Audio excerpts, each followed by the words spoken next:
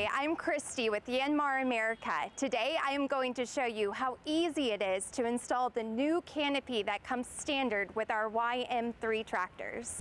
To install the canopy, simply line up the groove at the rear of the frame with the front slightly elevated. Then just lower the front of the canopy until it locks into place. Next, check to make sure it is secure before taking off.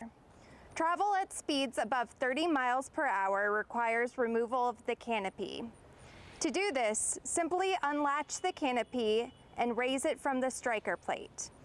If you need to do backhoe work, don't worry. Simply follow the simple steps to attach this to cover over the backhoe seat or other rear-facing implements. That's a wrap. Thanks for watching. Like and comment below if you like this content. For more information, consult your operator's manual, ask a local dealer, or visit us on the web at yanmartractors.com. If you're already an owner, be sure to visit us at yanmarowners.com.